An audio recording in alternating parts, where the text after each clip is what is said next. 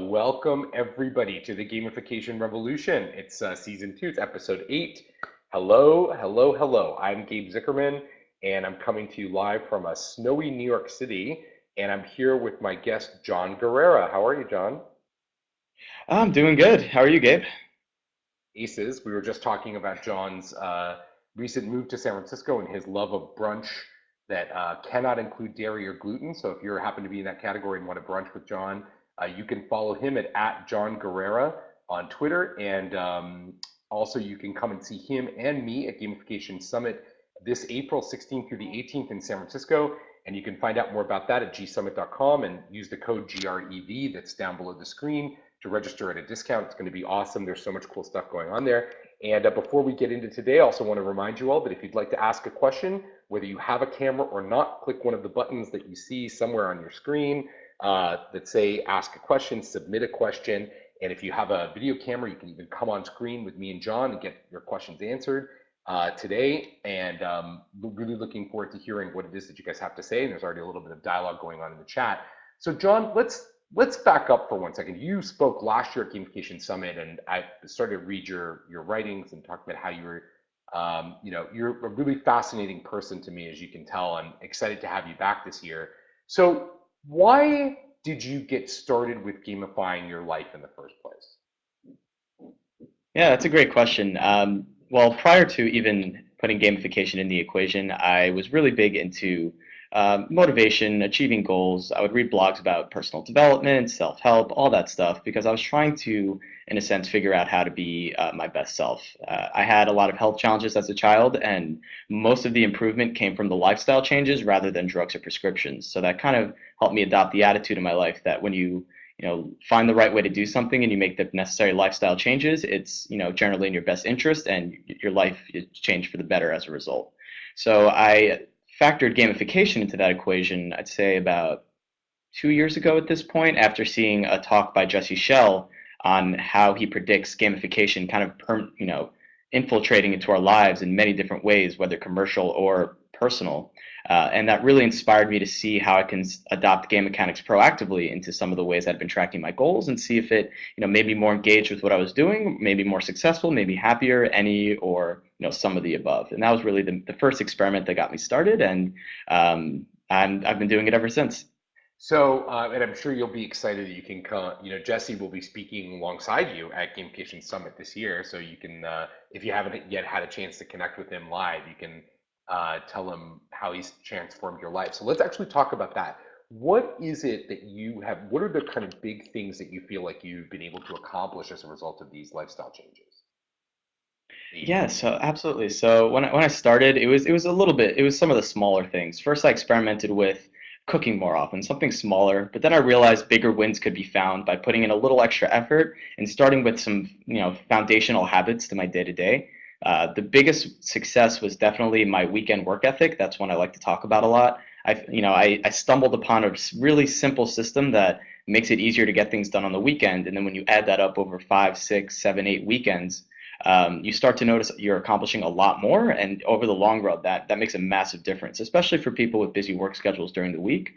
Being able to get work done without any procrastination or hesitation on the weekend does make a major difference. So So I started with, yeah, what is that? yeah. What is that? Tell us about the system because I'm sure most of us would like to be able to accomplish more with our weekends. Oh yeah, absolutely. So it was pretty straightforward. I pretty much one day figured, you know what, wouldn't it be cool if I could, quantify an amount of work I would want to get done just by how much time I invest in working on anything I find valuable. So I took a post-it note and wrote out the numbers 1 through 15. Uh, Put a separate post-it note where I can track how much time I do anything in.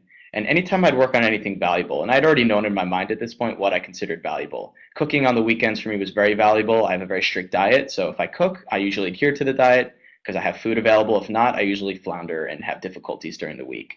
Cooking, learning to code, blogging, things like that.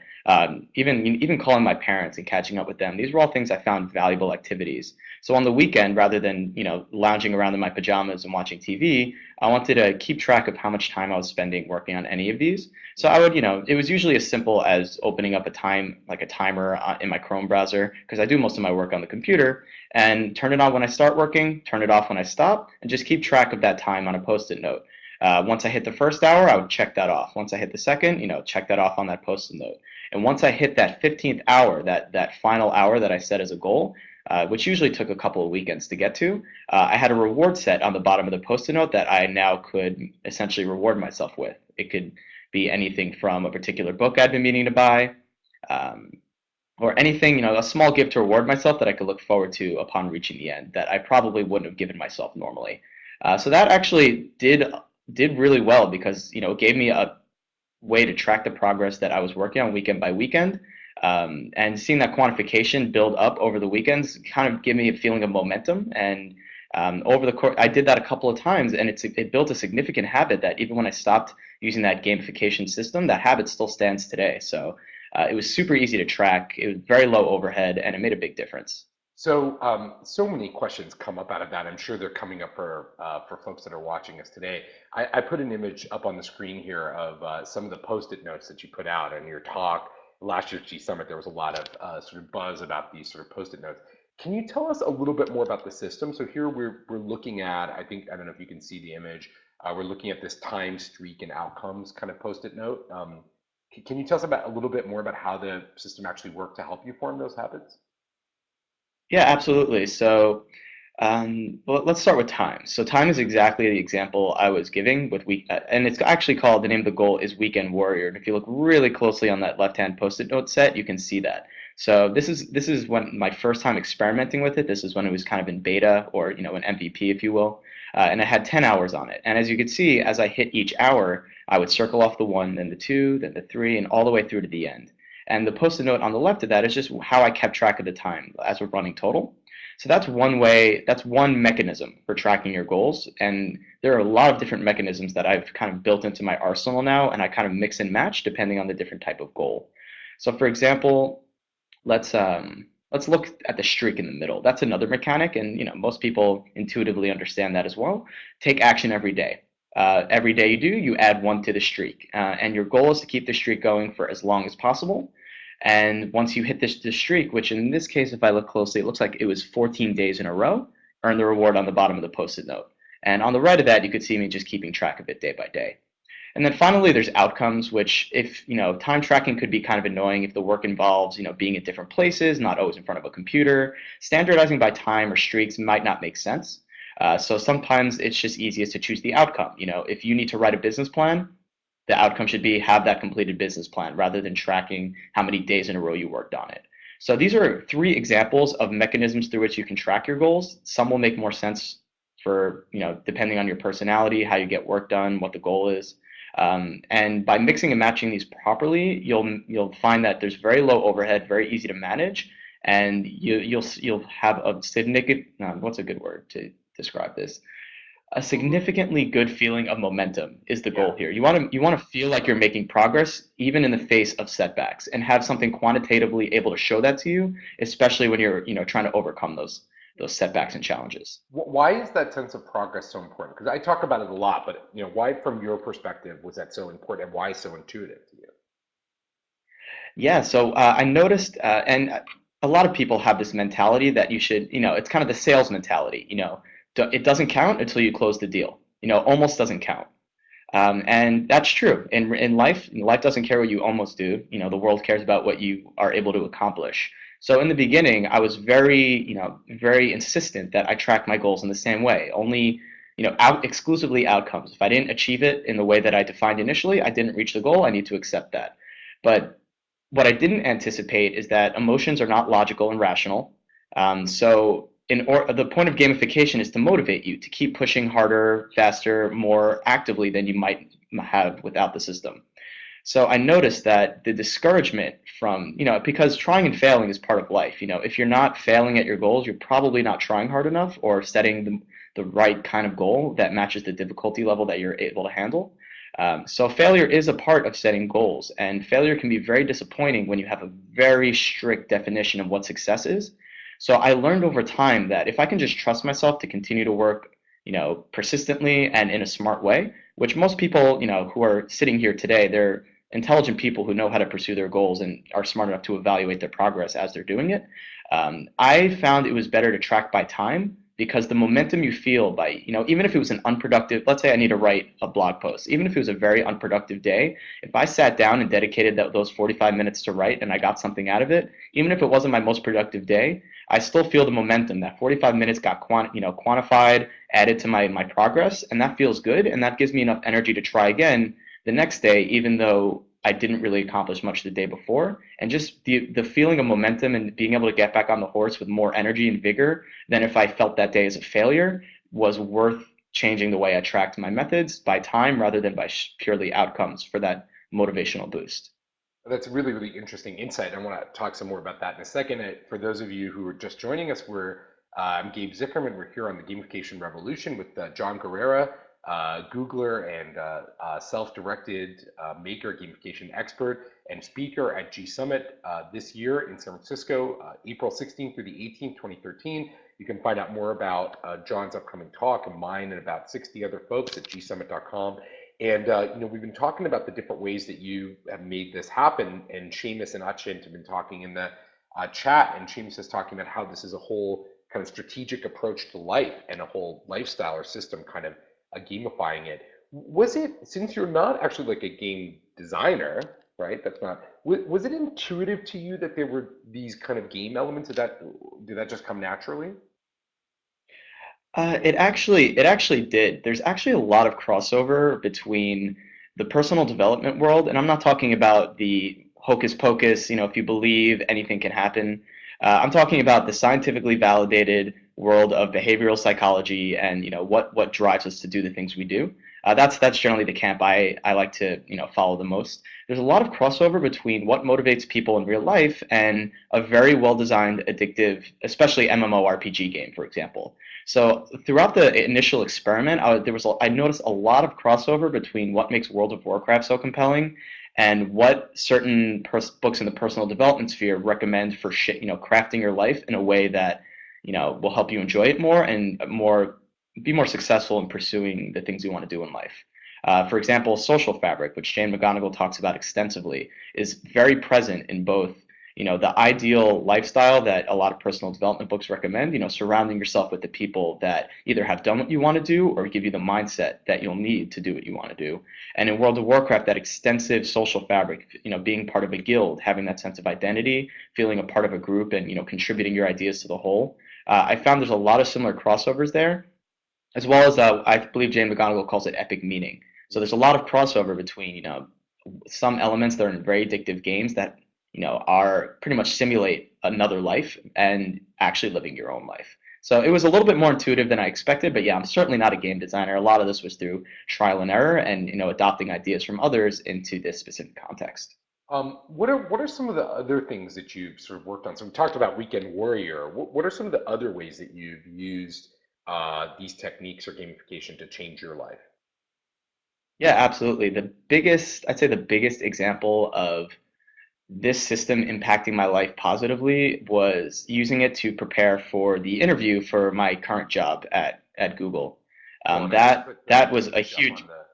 I just put an image up on the screen, I Okay. think, of that process actually that you used. Oh yeah, that's the one. That's This screenshot is um, in midway while I was kind of right in the grind of it, putting in as much time as I could every day and tracking it extensively. And I kept it, I generally have a 4 post-it note maximum rule. If you generally need to hit 5 or more, your system's probably getting a little too complicated, and that in itself can make you not look forward to using the system when there's a lot of overhead and a lot of tracking involved. So this has a lot of elements in play. That simple example of Weekend Warrior was kind of the beginning, and this was the culmination of sticking a bunch of different tracking elements and motivational features into one goal. So let's start with, for a quick walkthrough, let's just start with that second post-it note from the left. This is what I call the milestone reward combo. And all it means is I broke down the goal. My goal was to basically spend at least 10 hours in the course of a couple of days, diligently preparing for this interview. And this generally started at about 10 p.m. after my job. I got home at about 9:45. So my goal was to, do work from maybe 10 a.m. to 1 a.m. every day, or as close to that as I could. And that's a little intimidating, especially when you're exhausted when you get home. So I broke it down into, all right, first milestone here, just get to 1 hour. Just do 1 hour. And you get a little reward for doing that. And then I amped it up to 5 hours, the next milestone at 5 hours. and I got a huge case of my favorite green tea drink if I got to that milestone. And then finally 10 hours, which was the goal. I at that point, final stretch, hit 5 hours, just get five more, and then from there, I promised myself I'd walk on over to H&M in Midtown New York City and buy myself some new clothes. So that was the basics of it, just a very simple, you have to really, it is crunch time. Here are the goals, the milestones. Here's what you can reward yourself with. And then on top of that, and if you look below, still on that same post-it note, second from the left, you'll see what's called a 10-day streak bonus. So basically, I had 10 days from the start of preparing and building the system to the day of the interview. A lot of that would be flying and traveling. So I just wanted to make sure I was taking action every day to just keep it fresh in my mind constantly. So I told myself, even on days when I'm traveling or I know I have no time, if I can just suck it up and do at least 20 minutes worth of this interview prep, it would count as having worked on it for the day. And if I did it 10 days straight, I would get a bonus reward from thinkgeek.com. So those are the first two mechanics in play: milestone and reward, nice and simple, and then adding a streak bonus, which was calculated on the post-it note to the right of that. And then my favorite addition is all the way on the right, and I know it's getting a little overwhelming here, but all the way on the right, for every hour that I logged, I was able to flip two coins. So, for example, if I logged 3 hours that night, I get to flip two coins three times in a row. For any time that both coins landed on heads, so a 1 in 4 chance, I would get a Red Bull, basically. Red Bulls are something I've loved ever since they came out, but I obviously don't drink them often for health reasons. But it was a nice way to give myself a little indulgence, and kind of felt like a slot machine. I flip two coins, I have a 1 in 4 chance of getting a reward that I really wanted. So at the end of 3 hours of exhausting work, I actually really looked forward to flipping those coins and seeing if I can win a little extra reward on top. And then finally, all the way on the left is just a simple progress bar. I love progress bars. They motivate me. It's the perfect example of seeing momentum in the kind of work you're doing, and just for rehearsing questions, rapid fire, like So, constantly. okay, Uh, so what yeah. stopped you? So this is so cool, and thank you for explaining that. Actually, also for the folks who are going to listen to this in the audio podcast that you can download on iTunes of the Gamification Revolution. So this is so fascinating. So why don't you just cheat? Yeah, that's a good question. I have experimented with the system a lot, and I found that rather than cheat, like for example, it's easy. I found it's easier to cheat someone else. You call into a big company, you say, "Oh, my cable has been off for 3 weeks. I demand a credit," when really it's been off for 2 weeks.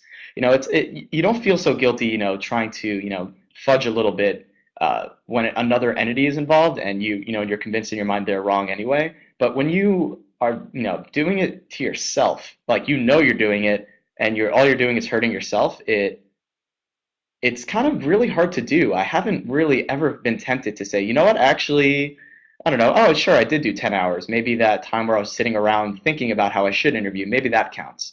I've never had that urge, but you just have to be very careful that the rewards you set won't tempt you to cheat. For example, when I first started this system, um, that's a good example. Yeah, when I started the system, I was pretty broke. I had just graduated from school. So I would try and use social rewards as a reward. I can go to this party my friend's having if I get X amount of work done. And that doesn't work because you realize by that, like, that is directly linked to your happiness, the ability to hang out with your friends and have an active social life. So putting your happiness on the line is not really, it's kind of holding it hostage. And that's when you start getting tempted to cheat. I made sure to choose rewards here that I could live without. A Red Bull, if I had to live the rest of my life without a Red Bull, I'd be fine.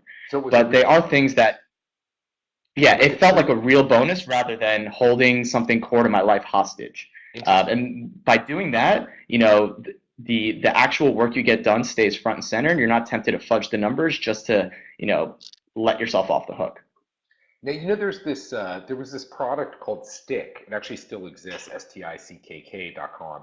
It was all about kind of changing your behavior through negative reinforcement. It was, stop smoking by giving us your credit card number, and if you tell us that you smoke, we'll charge you $50, and that'll convince you to stop. I noticed no negative reinforcement, John, in any of the kind of things that you're doing in your kind of self-made.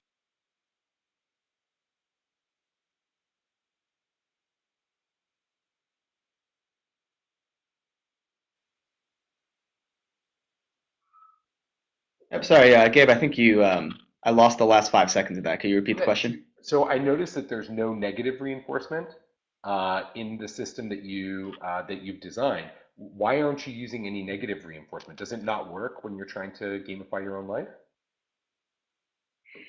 When you're trying to, well, for example, stick is a good example of, for example, they might ask you to, I'm not sure how it works these days, but I've seen systems in the past where you put the money in through PayPal and they give it back to you once you can prove you reached the goal.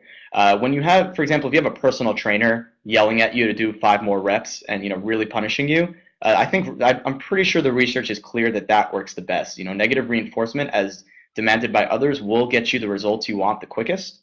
But it's very hard to do that when you're managing your own punishment. If it's hard enough not to cheat for certain rewards, you can imagine how difficult it would be to actually follow through with a punishment if you fail to reach your goal. So I've stopped doing that because it was so hard to reinforce, and it just not did not feel conducive to an effective system.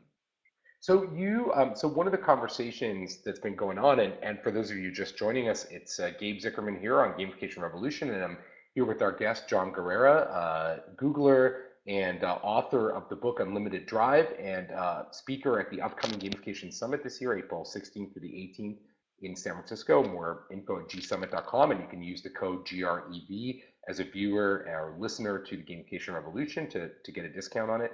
So Gary Henkel, you're talking in the chat about Unlimited Drive, this book that you wrote, and how I think I probably found you in the first place. Talks about the difference between giving yourself super specific goals and giving yourself kind of general goals as a way to motivate that behavior, that engagement with the positive behavior change. Can you talk more about that? Like, what's the right level of goal setting? Oh yeah, as far as what Gary mentioned, where not to give yourself impossibly specific goals. Autonomy, if you ever read Drive by Dan Pink, autonomy is one of the key factors for really enjoying what you're doing.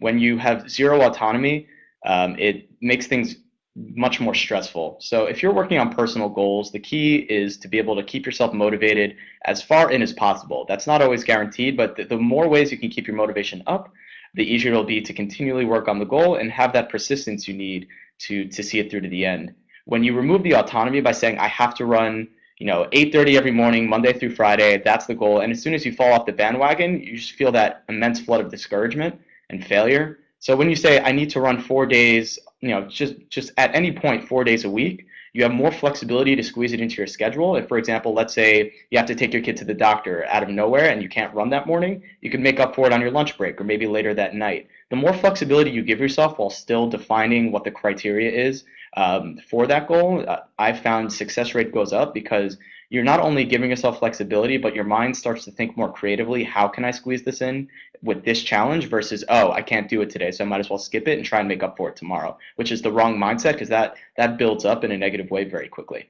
So that's really interesting, right? And I think even for people designing interactions for other users, that's actually a really interesting insight, right? Not to maybe start the process with so many incredibly specific goals. What do you say though to folks who look at you, or I guess kind of question, let's say, folks who look at you and go, Jon, you're already such a motivated and driven person, so obvious. I mean, you even written a book called Unlimited Drive, which comes from a place of, somebody who's so motivated, and anyone who's seen you speak or met you in person knows kind of how magnetic your personal motivation is. Can people who are not this motivated, or people designing systems that are intended to work on the average person, leverage kind of your learning here, or is this really for people who are already super motivated and driven?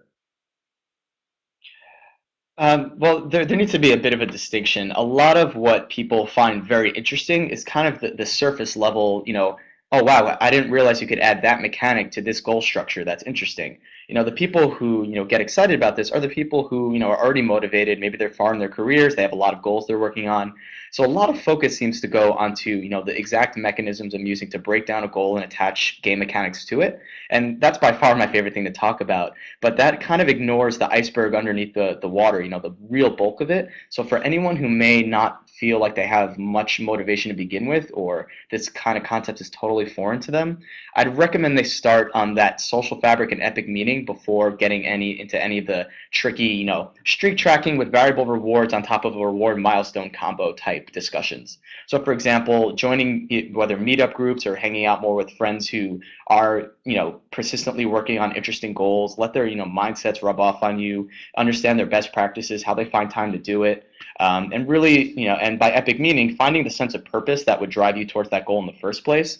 Keeping those things front and center, I think, are foundational. And a lot of people who are probably sitting here listening to this already have, driven friends or are driven themselves and understand what they want to do and why. So for them, understanding the game mechanics and how they could be leveraged at the surface level is fantastic. But for anyone who's having difficulty, even getting started or not sure where to start, I would always recommend starting with that social fabric and that sense of epic meaning as to what you're doing. So, no, so I think that's really super interesting. And actually, Seamus, a regular viewer of the show, has been talking kind of in the chat here about just showing up and about the grind. You actually mentioned the term grind before. Do you think that people who are designing these kinds of motivational systems should always start by establishing that kind of core pattern of behavior? Should the focus really be that kind of just show up, grind kind of thing? Let's see. To make sure I understand the question, you're saying for anyone who has a startup and they're trying to get users and lead them into the process in Well, yeah, that context or a different context? let's say we're trying to change some kind of user behavior. Let's take a bigger topic. We're trying to change someone's health behavior. Do we really need to, should Right. we really be focused on this kind of grind thing? Just getting people to show up every day to the app, gym, store, system, whatever. Is that where we have to Right. start? I've noticed that helps, and I guess it really depends on the individual. I think ideally, giving them little nudges throughout the day would be more effective than just expecting them to do something. So it's better to expect them to do something easy to do rather than difficult. But for example, what if, let's say a company, let's say you check in on Foursquare and when someone checks in at a food place, like let's say you're a weight loss app, you hook into Foursquare's API, and when someone checks in on Foursquare, maybe you send them a text message reminding them of the pledge they took to lose X amount of pounds. Little nudges like that are something I'm a big fan of because you're pushing them the advice and the mindset that they need at the time that they need it. So I think it's a good step in the right direction. Just have someone show up. Don't pressure them to do something. If you have a personal trainer, that's the best. But otherwise, give them the autonomy to really do what they if they show up, just let them, work at their pace, give them a chance to really enjoy it and, take it at their own level. And ideally, giving them little nudges along the way to kind of bring their mindset higher up so that they get more out of it is, I think, an excellent combination. So I have one last question for you, and then we have another cool segment that I want you to be part of. But my last question for you is post-its, huh? Like all Mhm. around are people doing this thing with apps, and so many startups, every day kind of launching apps and software. And you're a technology industry guy. You're at Google. Were at Lot 18 before. Why did you choose to do this thing with post-its instead of using an app? And what would you say to those people who are, kind of fixated on building the software to make this happen? I think apps are great. The reason I didn't use an app is simply because I'm not a developer, so I couldn't build on it rapidly enough. And yeah, post-it notes were just easier. And it kept, if it can't fit on a post-it note, probably too complicated. So it helped me keep things simple. I wonder if somebody will come up with a gamified goal-setting application that actually looks like Post-it notes. Um, so thanks for that, John. It's been super interesting. I want to bring on screen here Roderick Campbell, and Roderick is one of the founders of Commit Change. Hi, Roderick. Can you hear us? Hey, Welcome. So every week we're thanks. starting a kind Thanks for of having us. new we're starting a sort of new segment where we bring on an interesting startup who's working on some kind of project that's leveraging some kind of concept of behavior change or gamification. We're calling it the G feedback segment. We just lost Broderick, but you and I can talk about it if we can't get him back.